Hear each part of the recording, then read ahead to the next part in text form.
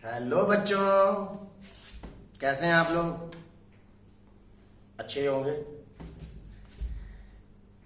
सबसे पहले आपको good morning, good afternoon, good evening. और आपको हमारे इस चैनल फिजिक्स वाला टीचर में बहुत बहुत स्वागत है।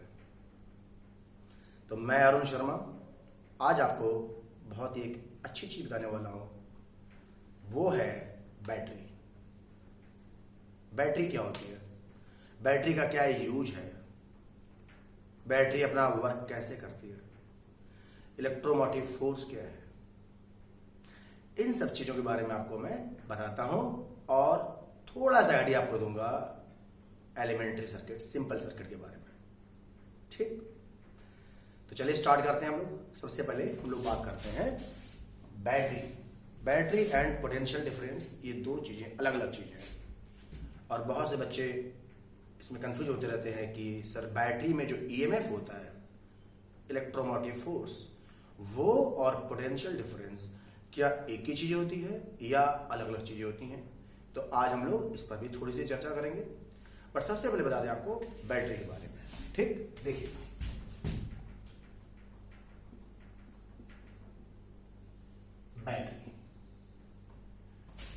बैटरी है क्या चीज?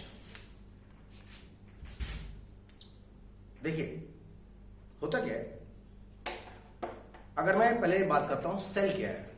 सेल तो आप लोगों ने बहुत देखे होंगे आपके टीवी के रिमोट में, एसी के रिमोट में, ठीक है। और देखा होगा कि जो घड़ियां होती हैं, घड़ी के अंदर भी सेल लगा होता है। टॉर्च के लिए आप सेल का यूज करते हैं। तो सेल क्या होता है? सेल एक ऐसा डिवाइस होता है जो केमिकल एनर्जी को इलेक्ट्रिकल एनर्जी में कन्वर्ट करता है। Cell is a device which converts chemical energy into electrical energy, चाहे जो भी सेल हो। ठीक, अब कुछ एक सेल होते हैं जो लाइट एनर्जी को इलेक्ट्रिकल एनर्जी में कन्वर्ट करते हैं, वो होते हैं बेसिकली सोलर सेल। अगर मैं ढेर सारे सेल्स को कंबाइन कर दूं तो एक बड़ा सा सेल बन जाएगा, उसको हम लोग बोल देते हैं बैटरी। आपने देखा होगा कि कार में सेल यूज नहीं हो रहा है, कार में बड़ी सी बैटरी यूज होती है क्योंकि उसके अंदर ज्यादा पावर है, ठीक है। और कार को स्टार्ट करने के लिए ज्यादा पावर की जरूरत पड़ती है, छोटे सेल से स्टार्ट नहीं होगी। तो बेसिकली आप ये मान के चलिए कि battery is the combination of cells, आप ऐसे कह सकते हैं इसको, या यूं कह लीजिए कि सेल छोटा सोर्स है और बैटरी बड़ा सोर्स है, बट दोनों का फंक्शन एक ही होता है। ठीक, अब ये होती क्या चीज है, बैटरी या सेल?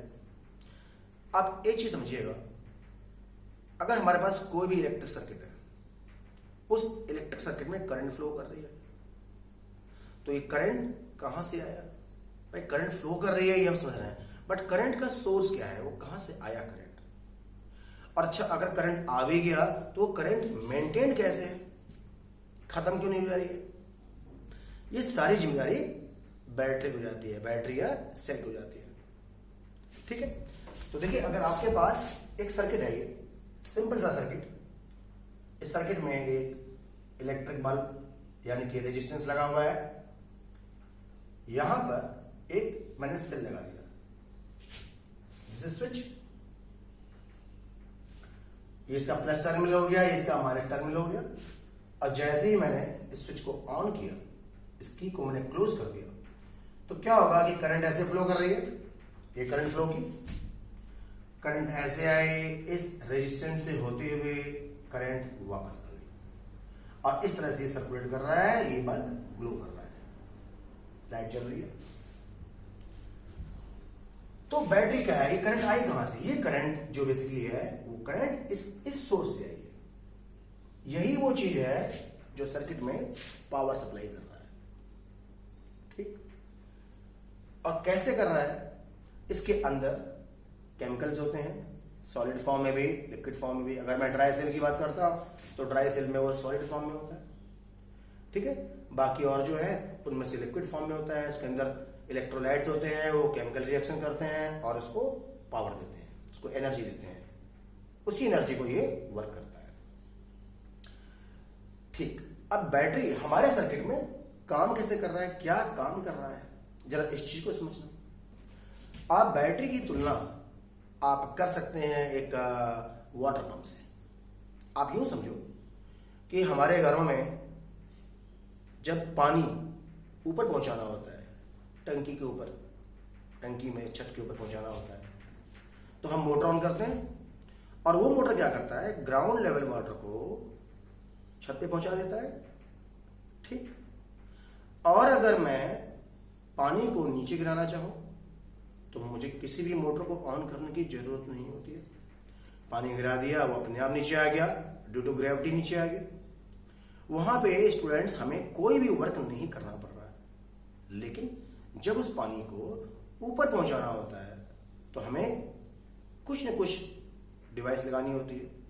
या तो हम खुद बाल्टी भर करके पानी ऊपर ले जाएं या फिर हम मोटर ऑन कर दें। ठीक। अब जो वर्क है, जो पानी है, अपने आप तो ऊपर नहीं जा रहा है, उसको अगेंस्ट ग्रेविटी ले जाना पड़ रहा है। चाहे जैसे भी ले जाएं, बाल्टी भर के ले जाएं या मोटर ऑन कर दें, तो अगेंस्ट ग्रेविटी जब हम ले जा रहे हैं तो ये वर्क हो रहा है। ठीक है, ये कामयाबी है। कैसे, जरा देखें ना। मान लिया ये वाला जो सेल है वो ऐसे है, मैंने इसको ऐसे दिखा दिया। ठीक है, ये इसका प्लस टर्मिनल है, ये इसका माइनस टर्मिनल है। आपको पता है कि करंट ऐसे फ्लो कर रही है, ये आई करंट ऐसे फ्लो कर रही है और वापस आई करंट इसके अंदर आ भी जा रही है। This is the part of this circuit. ये चीज मैं आपको ऐसे दिखाया हूं।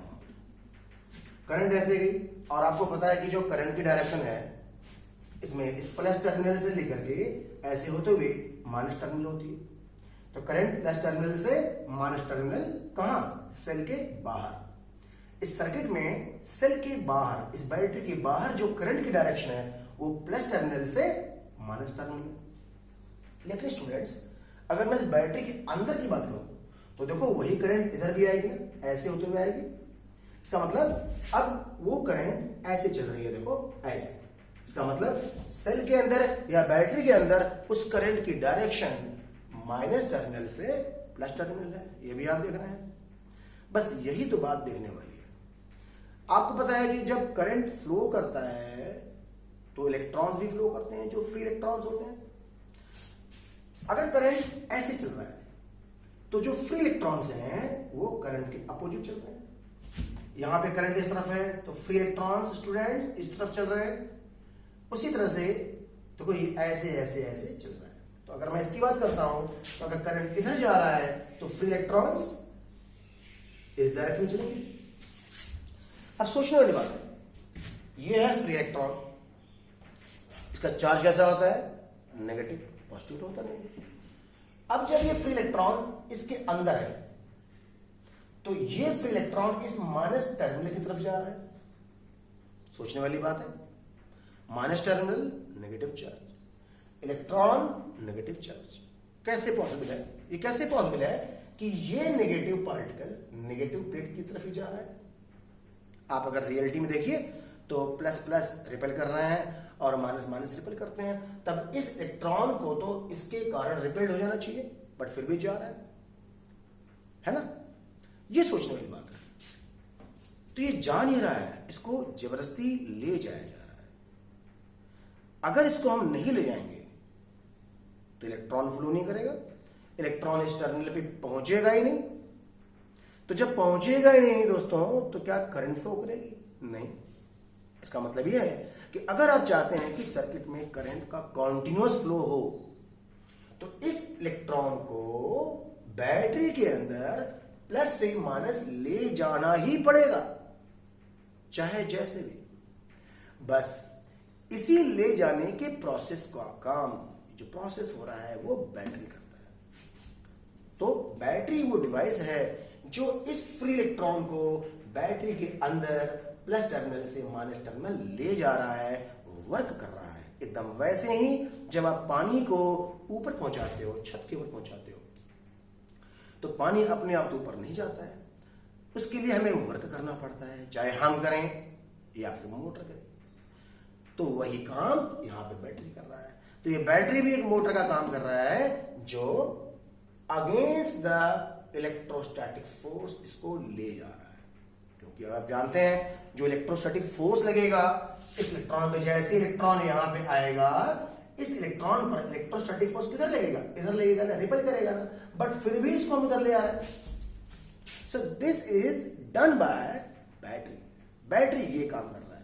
अगर बैटरी नहीं होगा तो ये काम नहीं होगा, ये काम नहीं होगा तो इलेक्ट्रॉन वहां नहीं जाएगा, इलेक्ट्रॉन वहां नहीं जाएगा तो करंट फ्लो नहीं करेगा।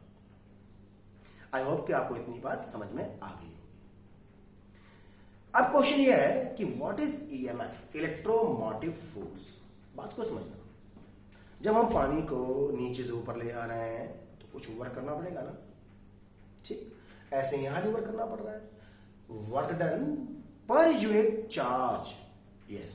मान लिया कि यहां से यहां तक ले जाने में कुछ वर्क हुआ, आप उस वर्क में इस इलेक्ट्रॉन के चार्ज से डिवाइड कर दो, तो वो जो रेशियो आता है स्टूडेंट्स, उसको बोलते हैं हम लोग electromotive force, EMF.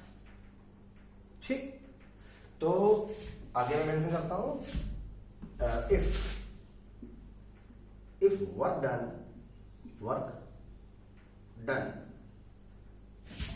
by battery is W. If work done by battery is W, then EMF, EMF का फुल फॉर्म होता है electromotive force, electromotive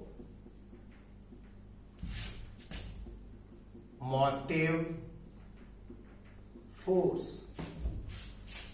If work done by battery is W, then EMF E is equals to, it is defined as the work done W per unit charge E. What is the charge of electron? E. And you know that value 1.6 into 10 to the power minus 19 coulomb. तो ये formula हो गया electromotive force का।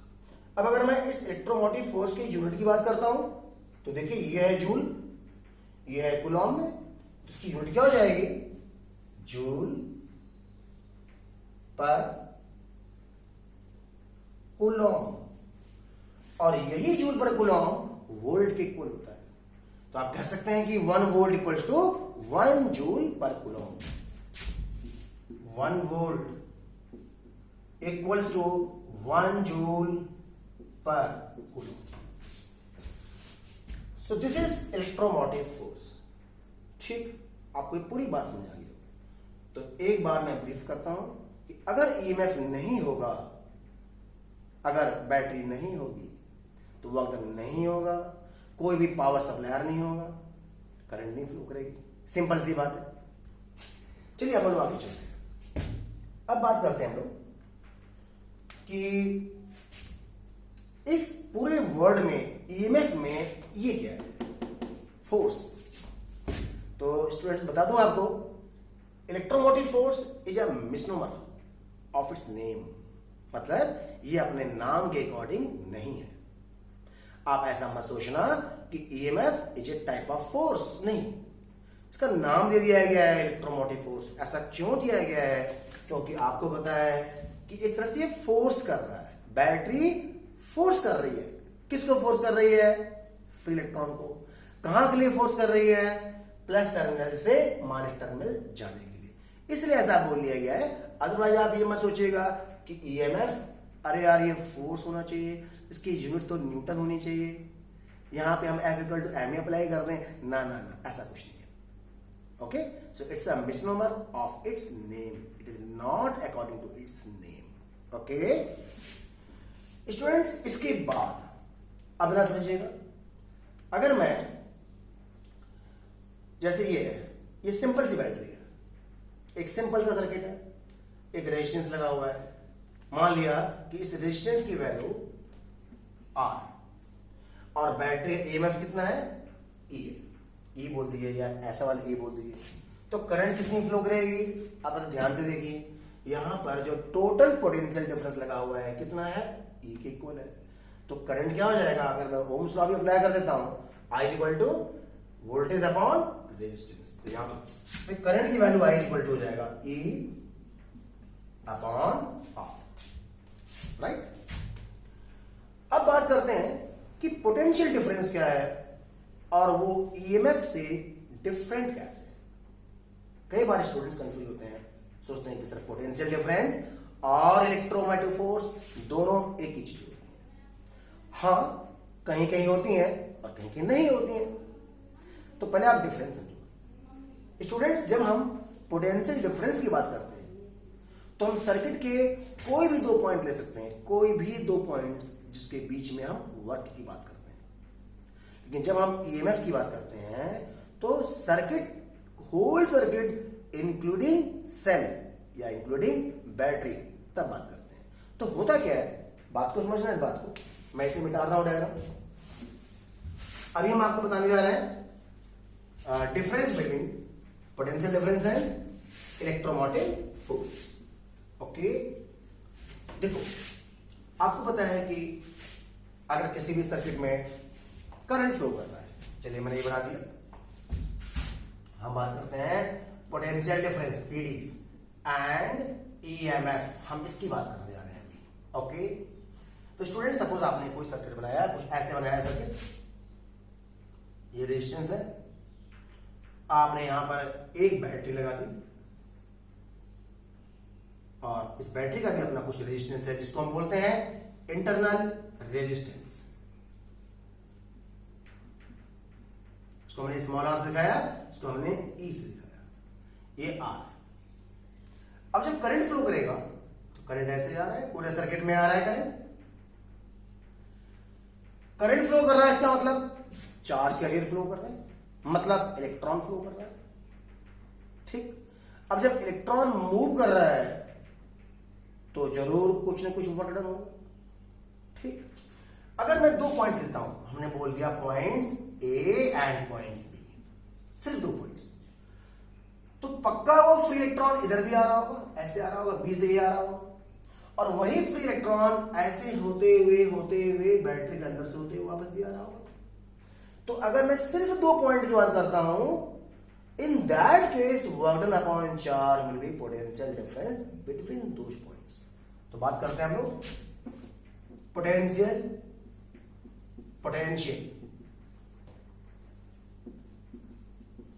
Difference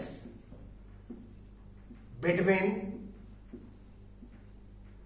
A and B is VAB, work done कहां से कहां तक, सीधी बात है वर्क डन बी से ए तक,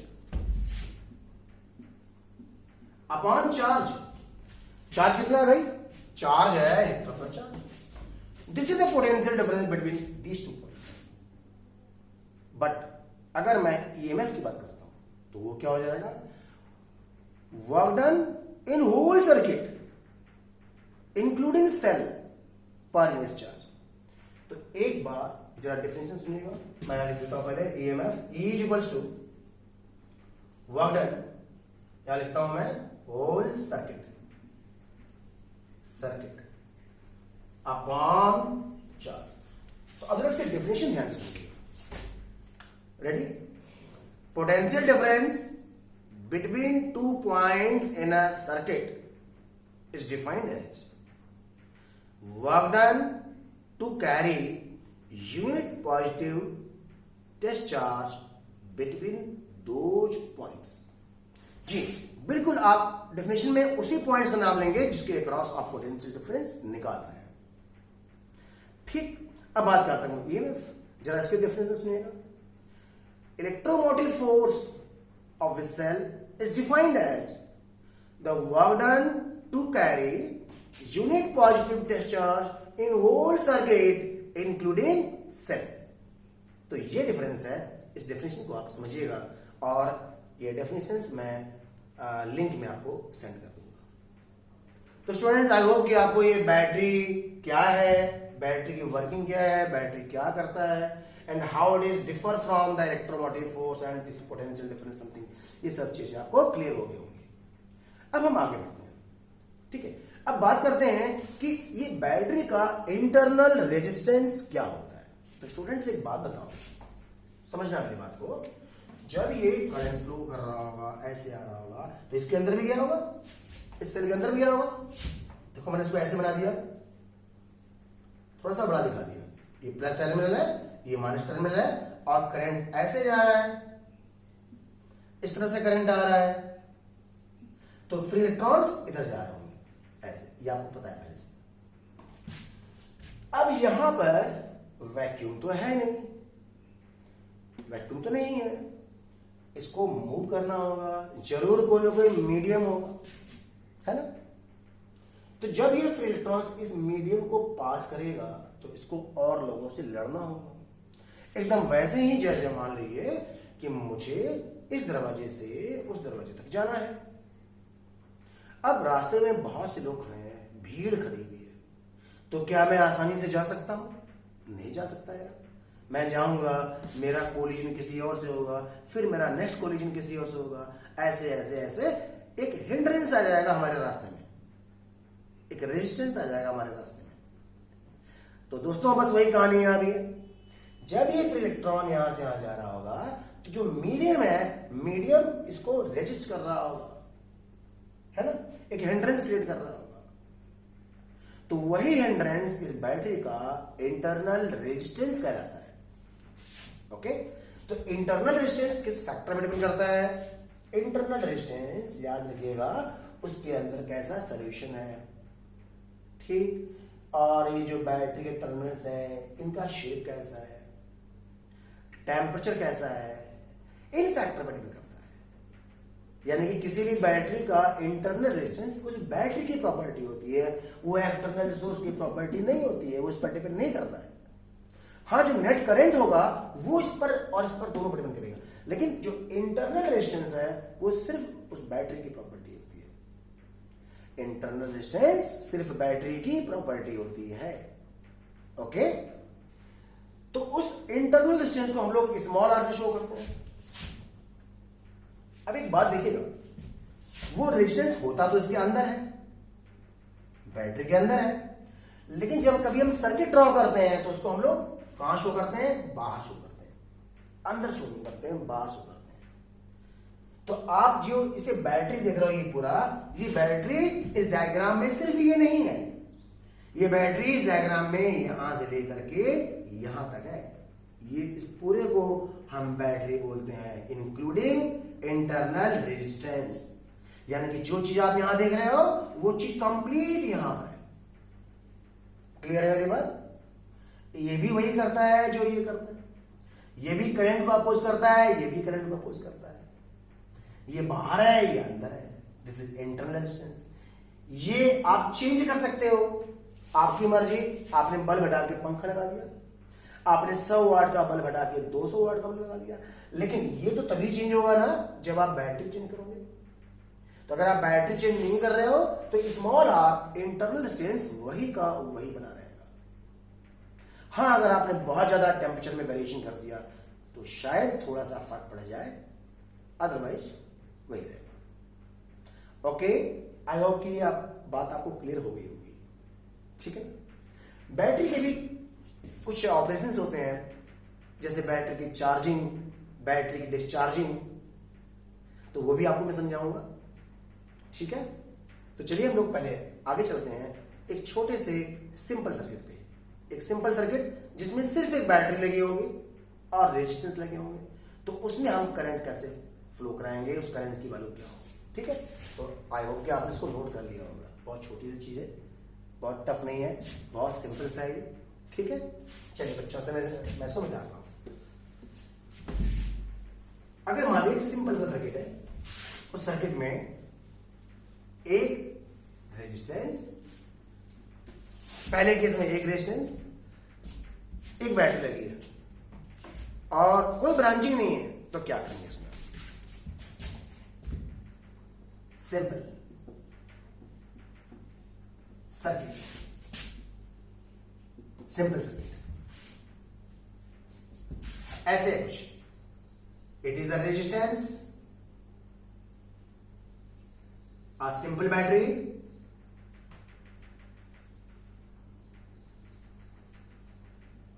इसका EMF, E है प्लस माइनस, ये स्विच है S, this resistance is R. Switch on कर दिया आपने, it's very easy, current I. तो आप क्या करेंगे, आप ऐसे लिखेंगे, अगर सिंपल सर्किट है मीन्स कहीं कोई ब्रांचिंग नहीं है, मेरी बात को सुनिएगा। सिंपल सर्किट का मतलब है एक सिंगल लूप है, देखो एक ही लूप बने यहां पर, ऐसा नहीं कि दो लूप बन रहे हो, तीन लूप बन रहे हो, हमने कोई ब्रांचिंग कर दी, तो इसको बोलते हैं सिंपल सर्किट।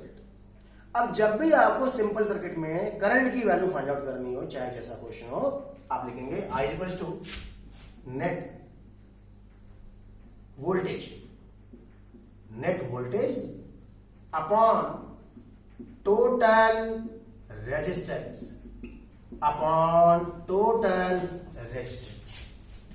अब नेट वोल्टेज कैसे फाइंड आउट करेंगे जरा वो समझिए। अगर मैं इस केस की बात करता हूं तो इस केस में नेट वोल्टेज का मतलब बस यही तो है, इलेक्ट्रोमोटिव फोर्स ईएमएफ, यही तो है, यही तो पोटेंशियल डिफरेंस का काम कर रहा है, यही तो वोल्टेज है। Then I equal to E upon, और रेजिस्टेंस में स्टूडेंट बस एक ही तो है, अपॉन R कर दिया। लीजिए साहब इसका आंसर हो गया। ठीक, अगर मैं दूसरा एग्जाम्पल लेता हूं, सपोज कि एग्जाम्पल नंबर 2 लेता हूं, कुछ ऐसा कर दिया कि ये सर्किट है, एक रेजिस्टेंस ये रहा, दूसरा रेजिस्टेंस ये रहा, बैटरी मैंने ऐसे लगा दी, प्लस माइनस स्विच, और हमने एक बैटरी यहां पे और लगा दी ऐसे। ये है इसका ईएमएफ है E1, इसका ईएमएफ है E2, ये रेजिस्टेंस है R1, ये रेजिस्टेंस है R2। ओके, तो अब देखो अभी भी सिंपल सर्किट है, कोई ब्रांचिंग नहीं हो रहा है, सिंगल लूप है। अगेन सेम बात, I equal to net voltage upon total resistance. तो देखिए नेट वोल्टेज क्या होगा, E1 प्लस E2। अच्छा, मैंने E1 प्लस E2 क्यों किया, मैंने E1 माइनस E2 क्यों नहीं किया, बहुत ध्यान से देखिएगा। अगर मैं बात करता हूं तो इस बैटरी की पोलैरिटी मतलब प्लस और माइनस, तो देखिए प्लस इस तरफ है, माइनस उस तरफ है। जब कोई करंट फ्लो करेगी तो करंट पहले इसके माइनस पे आएगी, फिर प्लस पे आएगी, फिर वही करंट इसके भी पहले माइनस पे आएगी, उसके भी प्लस पे आएगी। इसका मतलब करंट जो है वो सेम फेसिंग में है। हाँ, अगर ऐसा होता कि इस बैटरी में करंट पहले माइनस टच करती फिर प्लस, और इसमें जाने पे पहले प्लस टच करती और फिर माइनस, तो हम बोलते कि दोनों बैटरी अपोजिट पोलैरिटी या रिवर्स पोलैरिटी में है। बट ऐसा नहीं हो रहा है, यहां पे करंट दोनों के माइनस को पहले टच कर रही है और दोनों के प्लस को बाद में टच कर रही है। तो इसको बोलते हैं कि both the batteries are in same polarity, दोनों से सेम पोलैरिटी में। और जब भी कभी सेम पोलैरिटी का केस होगा और सिंपल केस है तो हम दोनों के ईएमएफ को ऐड कर देंगे। तो यहां पर नेट वोल्टेज जाएगा E1 plus E2, E1 plus E2 upon total resistance. तो स्टूडेंट्स देखो यहां पे कोई ब्रांचिंग नहीं है, इसको हम बोलते हैं सीरीज कॉम्बिनेशन, जो कि आपको मैं बता चुका हूं। ठीक है, सीरीज कॉम्बिनेशन क्या हो जाएगा, R1 plus R2, total resistance R1 plus R2। और वैसे भी आपने ये सीरीज और पैरेलल का कंसेप्ट पहले पढ़ा है जो आपके प्रीवियस क्लासेस है। तो यहां पे करंट की वैल्यू कितनी हो जाएगी, I equal to E1 plus E2 upon R1 plus R2। अब अगर यहां पे बैटरी का इंटरनल रेजिस्टेंस गिवन होता तो हम वो भी यहां पे ऐड कर देते। सपोज कि इस बैटरी का इंटरनल रेजिस्टेंस R1 है, स्मॉल R1 है, और इसका स्मॉल R2, तब मेरा आंसर आ जाएगा R1 plus R2 plus R1 plus R2, तब हमारा आंसर ये हो जाएगा। ठीक है, तो इसको आप नोट कर लो जल्दी से। और उसके बाद मैं आपको एक एग्जांपल देता हूं कि अगर ये बैटरी रिवर्स पोलैरिटी में लगे हैं तो हमारा आंसर क्या होगा। ठीक, तो नोट करो स्टूडेंट्स जल्दी से। ये सब बहुत बेसिक चीजें हैं और आना चाहिए आपको। अगर आपको ये सब चीजें नहीं आएंगी तो आप आगे की जो चीजें हैं, जो उसके एप्लीकेशंस हैं, वो आप कैसे करोगे, बहुत मुश्किल हो जाएगा करना। तब आप सोचोगे यार नहीं, मुझे पहले सीख लेना चाहिए था, है ना। ओके, कर लिया नोट सबने, बिल्कुल नोट कर लिया होंगे, मुझे पता है। अब इसके बाद मैं बताता हूं, एक और आपको एग्जांपल देता हूं कि अगर दो बैटरी रिवर्स पोलैरिटी में लगे हैं तो क्या करेंगे। देखिए ये क्वेश्चन है, one register is this one. चलिए इसको मैं न्यूमेरिकल कर देता हूं। आर की वैल्यू है 20 ओम, फिर मैंने यहां पे एक बैटरी लगाई ऐसे, ये है 40 वोल्ट प्लस माइनस, और इसका जो इंटरनल डिस्टेंस है वो है 2 ओम। फिर मैं आगे गया, यहां पर देखो स्विच है, मैंने स्विच यहां लगा लिया, यहां पर एक बैटरी ऐसे है,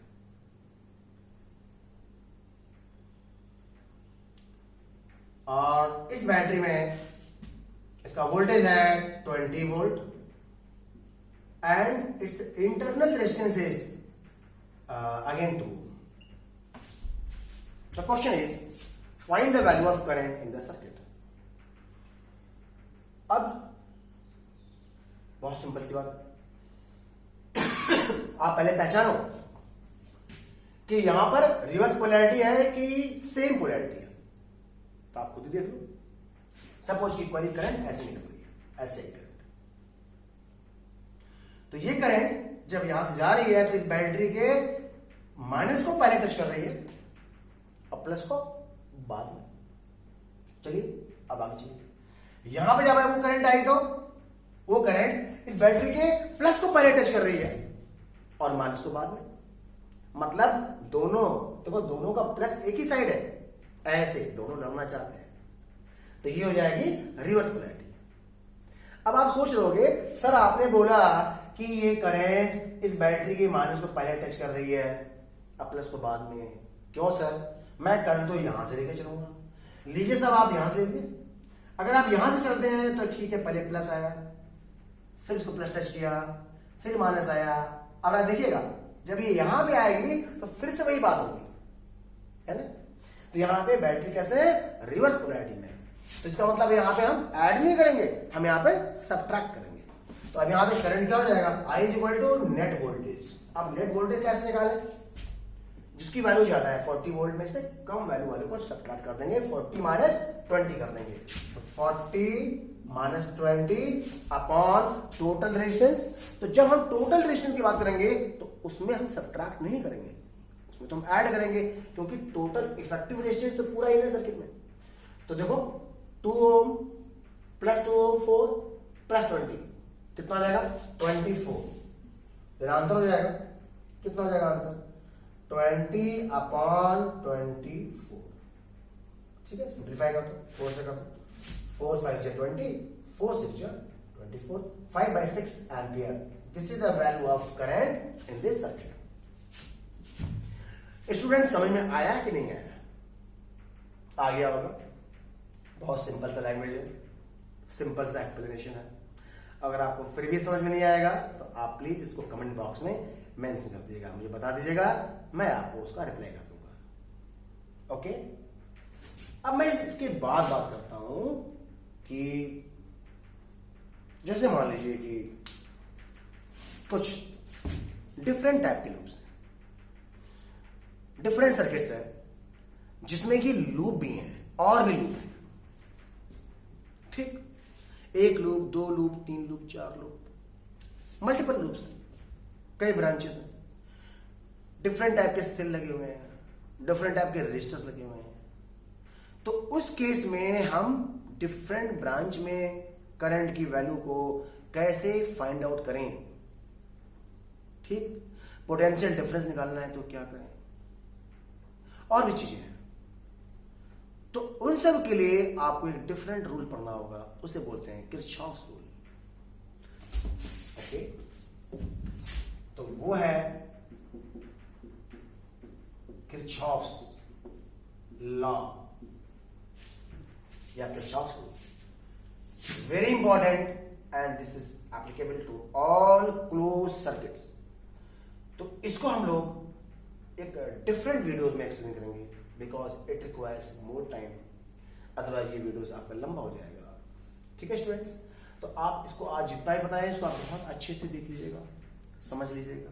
रिवाइज करिएगा, वीडियोस को बार बार वॉच करिएगा कॉपी पेन ले करके, और अपने जितने भी फ्रेंड्स हैं सभी में इसको शेयर करिएगा। ओके, बाय बच्चों, God bless you, take care.